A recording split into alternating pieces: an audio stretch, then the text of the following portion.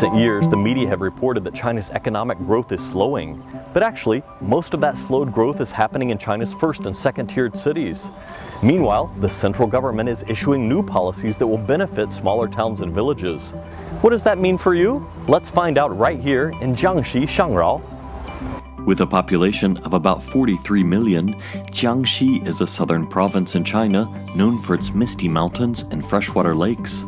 Its capital city is Nanchang, which is located in the center of the province and historically known as a crossroads for commerce from other larger neighboring provinces, Anhui to the north, Zhejiang to the east, Guangdong to the south, and Hunan to the west.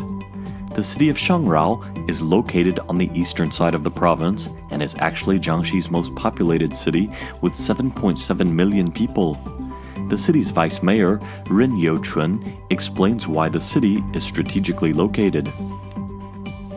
This is actually the east gate of the Jiangxi province, and this city is at the gate of the east area and the middle and west area of China. So if you want to go into more inland of China, you can pass this way. And if you want to from the inside to outside, this is also a very good pathway for people.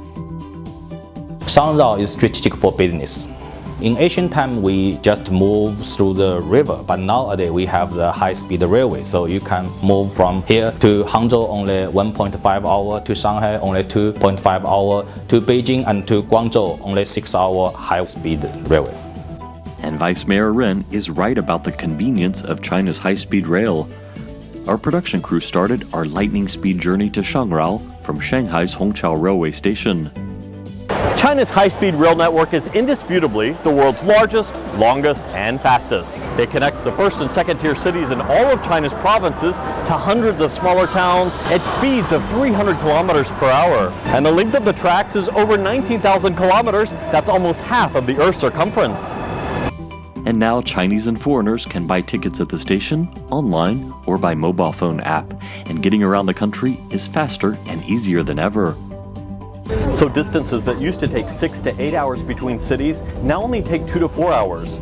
Take this train as an example. It used to take 7 hours and 11 minutes to go from Shanghai to Shangrao, but now it only takes 2 hours and 20 minutes. There are 35 trains to choose from 6:25 in the morning to 7:09 in the evening, and tickets cost about 220 RMB or $35.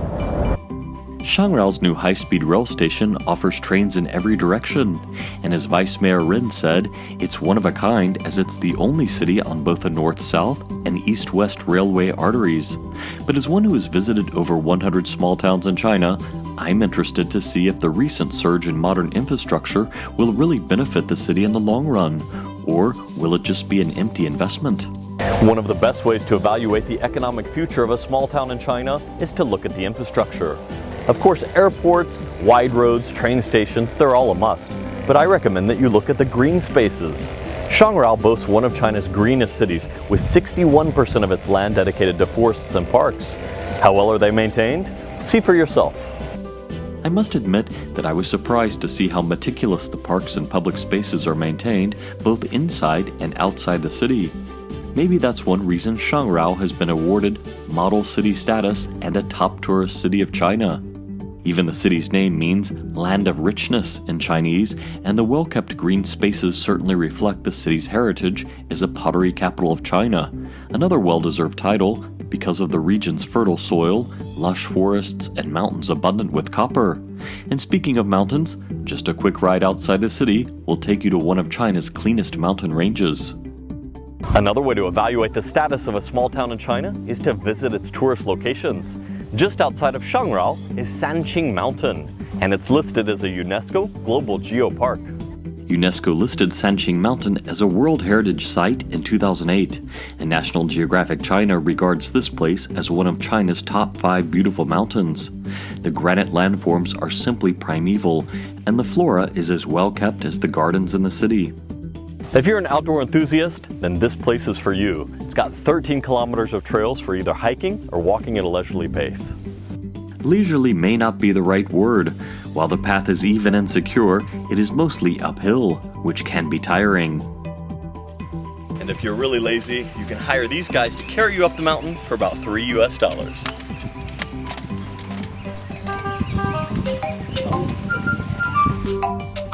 Okay, let me correct myself. It was 20 RMB for him to carry me just a little way. If you want to go all the way to the top, it's 300 RMB or about 50 US dollars. Maybe it's still worth it. Mountain climbing in China is literally for everyone, not just the hardcore mountain climbers, like groups that come from Korea and Japan just to hike this mountain from the base up. Today I've passed families with babies and groups of senior citizens.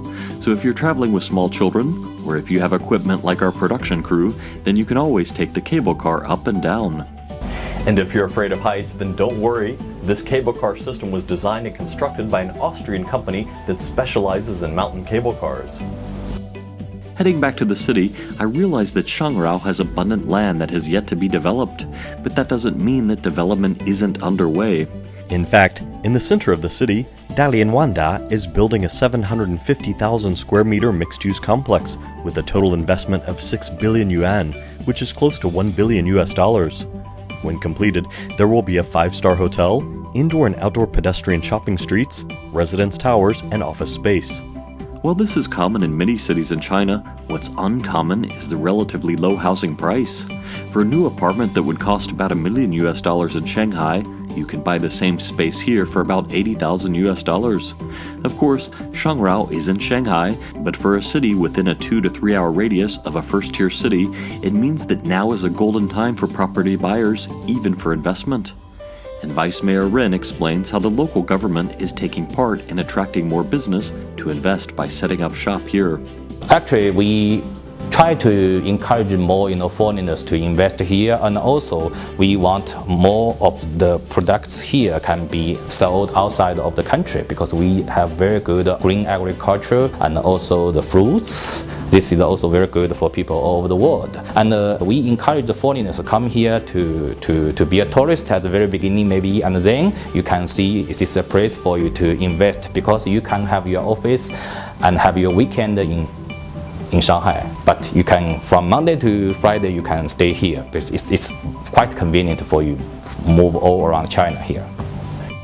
Because Jiangxi province is rich with natural resources like copper and other minerals, two of the major industries in Shangrao are fiber optics and solar energy technology. This company is listed on the New York Stock Exchange and is one of the global leaders in solar panel technology and solutions. They export to over 14 countries worldwide, including the United States, Germany, and Brazil. And another industry that's popping up here in Shangrao is auto manufacturing. This brand new facility manufactures a Chinese-made car, and it rivals that of China's Dongbei region and in Shanghai. This brand new car manufacturing plant adheres to European standards, and they have ambitious plans to produce 450,000 cars per year. This SUV sells for around 100,000 RMB, or about 15,000 US dollars, which is well under half the price of imported SUV brands in China. Chinese car owners now have totaled 172 million, which is about half the population of the United States. Shangrao is also leading the way in electric bus manufacturing. This plant can produce 14 electric buses per day, servicing cities all over China, and they're even exporting to Dubai. Whether it's vehicle manufacturing or fiber optics, Shangrao seems to be a great choice for high technology and top-of-the-line manufacturing plants. But what about standard of living for the large percent of rising middle class who live here? What is their quality of life compared to other small towns? Larger cities often boast they have deeper culture than countryside towns because of the abundance of museums and quality restaurants. So what better way to test this theory than to visit a local restaurant to see just how pure the local culture is? If you're looking for the kind of delicious Chinese food that foreigners say you can only find in China, then this is exactly what they're talking about. Braised beef, sautéed shrimp and garlic, and my favorite, fried shrimp fritters, are all part of the local flavors that are more salty and spicy than Shanghai's binbang cuisine that is known for being overly sweet. Miss Wang He explained her philosophy in opening this restaurant.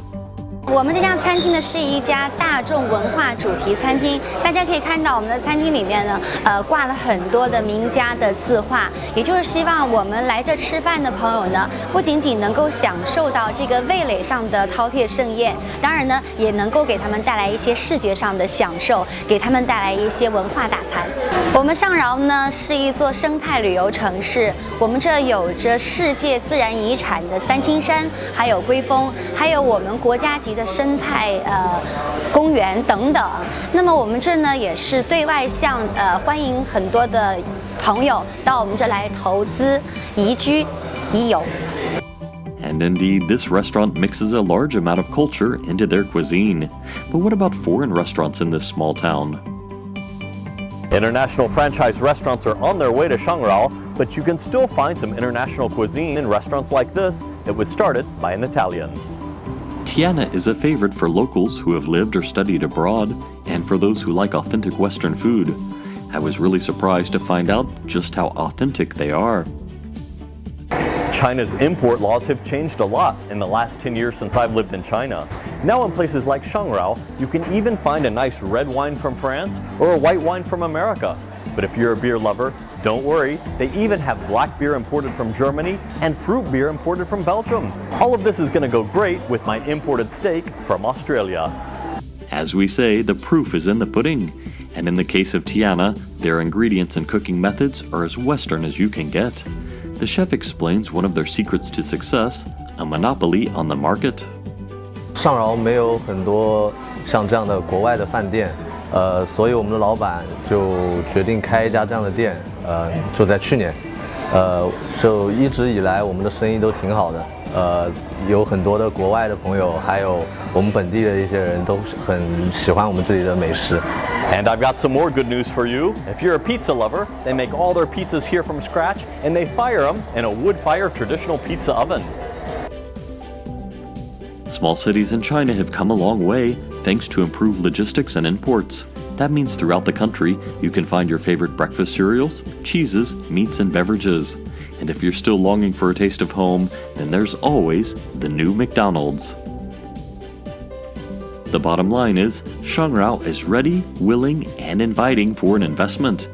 They even have incentives to help cover costs for establishing your location here. So if your company is looking for the right place to do business in China, then maybe you should schedule a day or two here on your next trip. I'm Stephen Weathers in Shangrao.